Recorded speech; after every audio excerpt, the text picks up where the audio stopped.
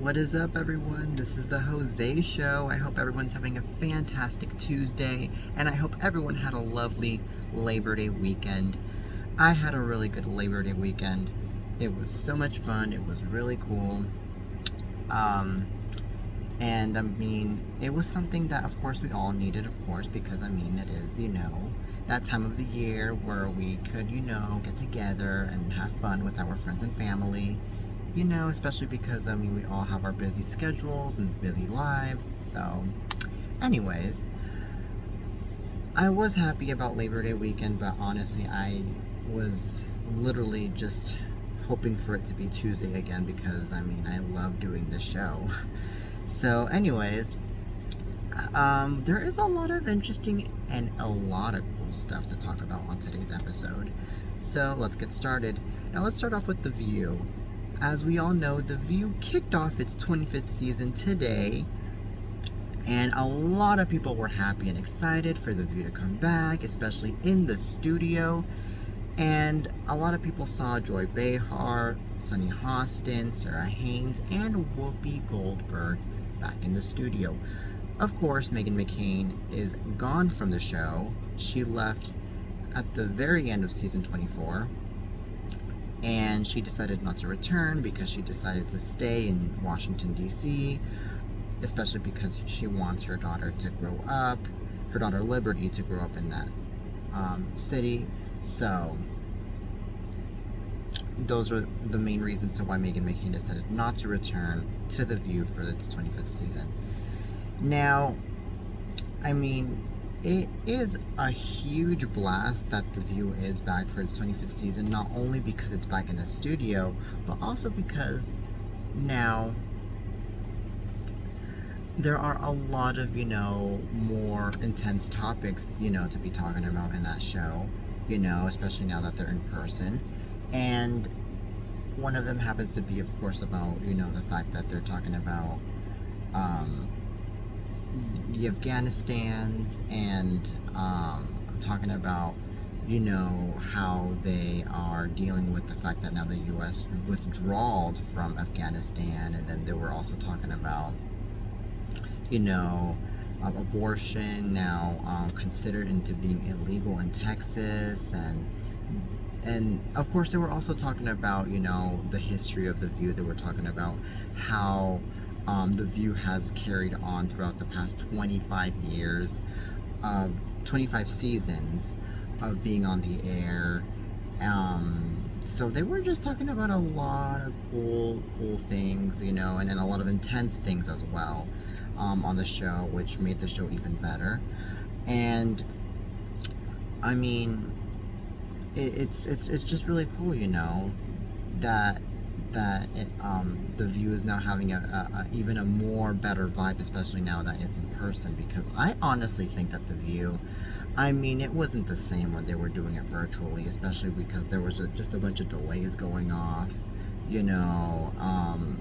with in between the co-hosts when they were having a conversation, and the co-host just, they couldn't really finish a sentence well because it was just the delay that was going on between one video and then another video and then another video. So anyway,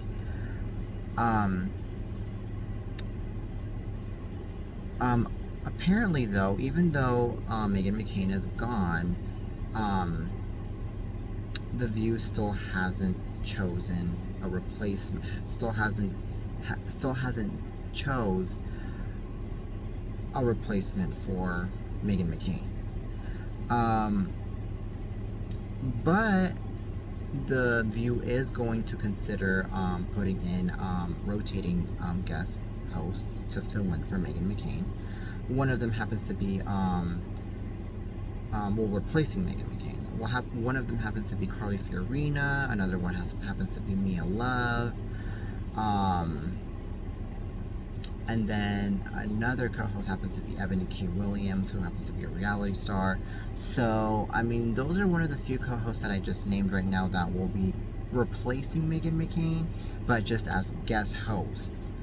But honestly, though, I feel like that show, if they're going to be picking a conservative to be replacing Meghan McCain, which I pretty sure they will eventually. I feel like they should put back Elizabeth Hasselbeck, as the conservative voice of that show, replacing Megan McCain, because I feel like Elizabeth Hasselbeck, she killed it in that show as the conservative voice, and I feel like she definitely was able to stand up for herself. She was definitely able to get into very sensitive and tough topics with the ladies, regardless of what the ladies would think about her. And I feel like Elizabeth Hasselbeck, she really had a huge legacy in that show that a lot of people, yes, hated her, but a lot of people loved her too for being such a strong conservative voice in that show. So it really would be refreshing to see a good old friend back onto the show, but that's just my opinion. I don't think, unfortunately, I don't think The View is going to go that direction. That's what it seems like it to me. Another good choice would be Jedediah Bila.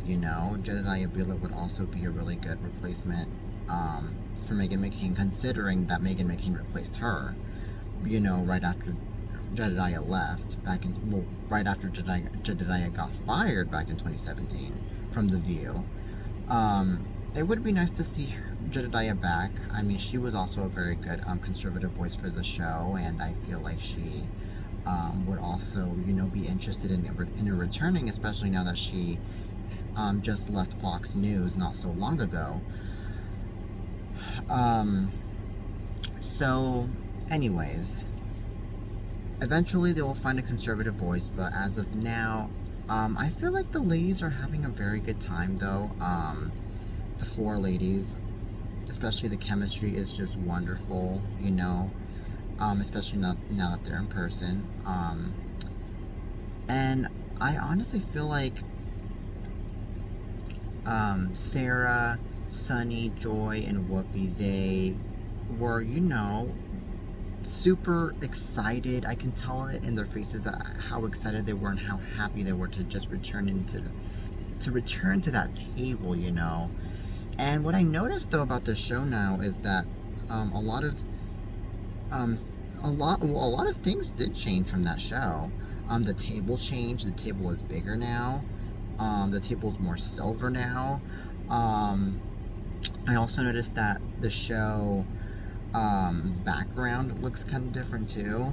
I also noticed that the studio audience is not the way it used to be. Now it's a little bit more social distance because, of course, we're still kind of going through a pandemic.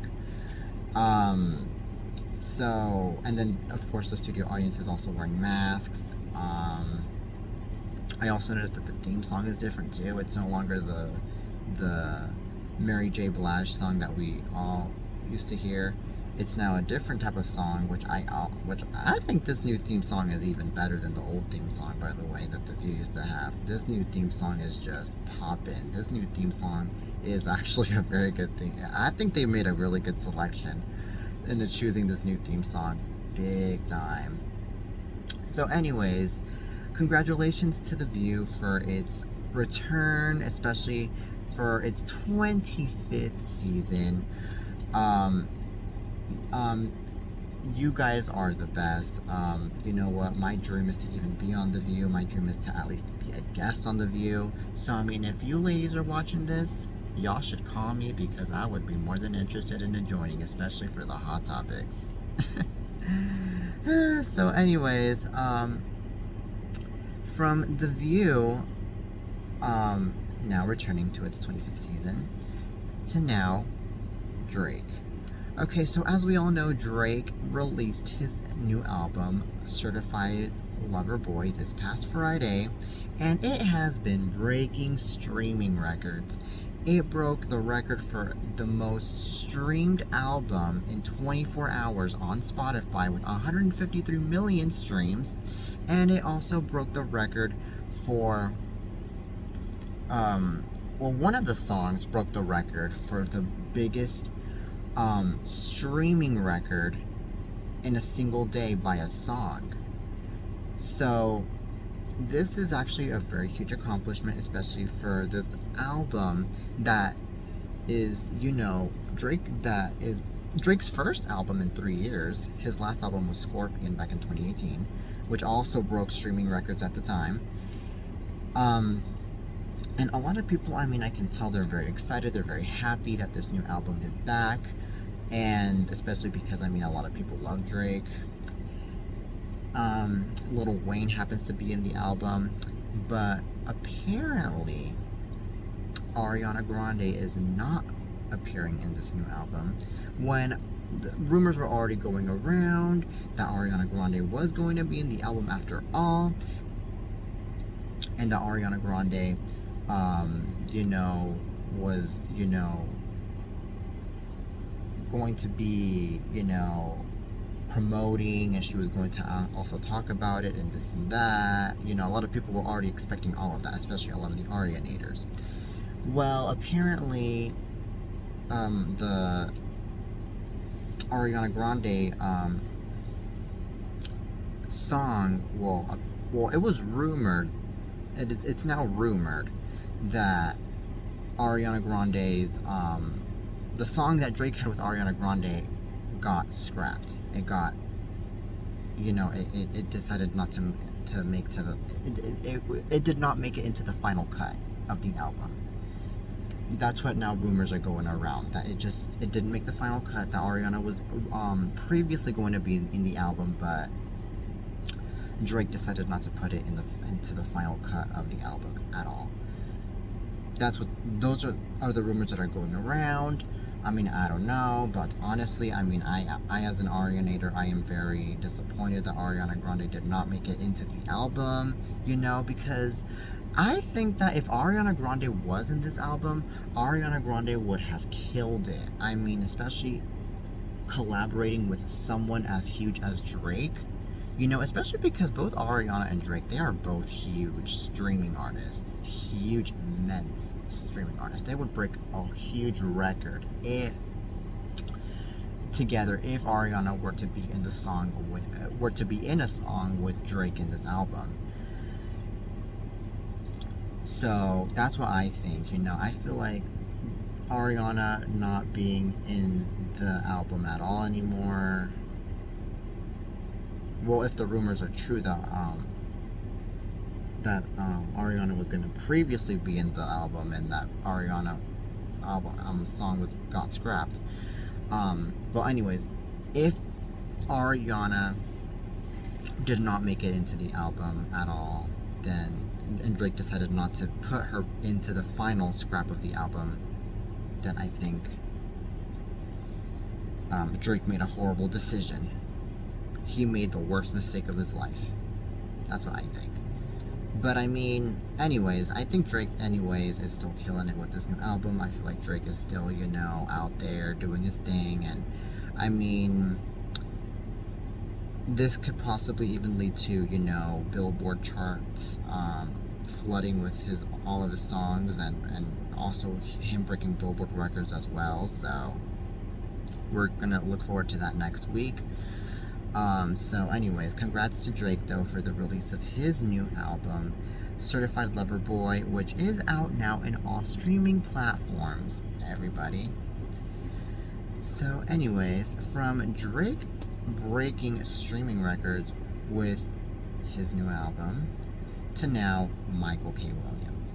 Well, unfortunately, we lost a legend this past weekend, Michael K. Williams. He was in lots of, hit shows, hit movies like The Wire, and of course a lot of people have been, mourning his death. A lot of people have been, of course, devastated by his death. And I mean, unfortunately, this just ended up happening to poor Michael K. Williams. And you know what? A lot of people weren't even, expecting for Michael K. Williams to, pass away already. I mean, he was a very young guy. I mean, he seemed like a pretty strong man,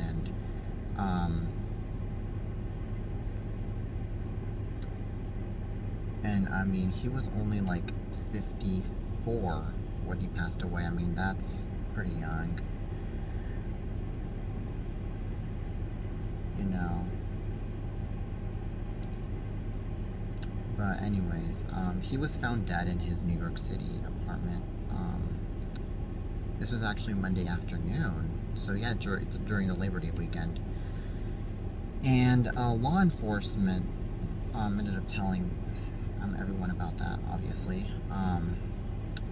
Investigators found drug paraphernalia near his body, and the investigation is ongoing, according to another law enforcement source. So, unfortunately, Michael K. Williams, I mean, he was struggling with drugs. He was struggling with, you know, with that situation, with that horrible situation. I mean, he was such a young guy, though. I mean, he seemed like someone, though, that I mean, I feel like he was able to, like, you know, overcome it and be able to, you know, survive that bad situation. But unfortunately, not every artist gets to survive that situation. There are artists out there that don't survive and that fall into that trap, and then they let themselves go, like now with Michael K. Williams. In a 2017 interview, though, Williams spoke openly about his struggles with substance abuse. And of course, he ended up saying that addiction doesn't go away, and it's an everyday struggle that was an everyday struggle for him, but that he was fighting.